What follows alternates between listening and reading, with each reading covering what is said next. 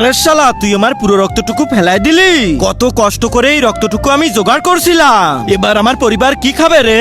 কষ্ট? আরে মশাদের রক্ত পেতে আবার কিসের কষ্ট? আরে তোমরা কি করে বুঝবা আমরা কত কষ্ট করে মানুষের থেকে রক্ত নিয়ে আসি। যদি আমি মশা হতাম না, তাহলে এরকম 10 গ্লাস রক্ত তুড়ি দিয়ে আনতাম। আচ্ছা তাহলে এই নাও, এই ওষুধটা খাও আর মশা হয়ে যাও, তারপর দেখবো কেমনে মানুষের থেকে তুড়ি দিয়ে রক্ত আনতে পারো। ঠিক আছে, দাও। চলো এবার।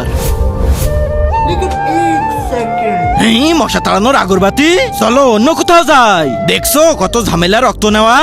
ঝামেলা তো আছে, কিন্তু আমি হার মানবো না। চলো আবার। এ তো দেখতেছি গুড নাইট জ্বালায় রাখছে, চলো অন্য জায়গায় যাই। এই তো এখানে গুড নাইটও নেই, মশার আগরবাতিও নেই। চলো তাহলে এবার এর থেকেই রক্ত নিয়ে আসি।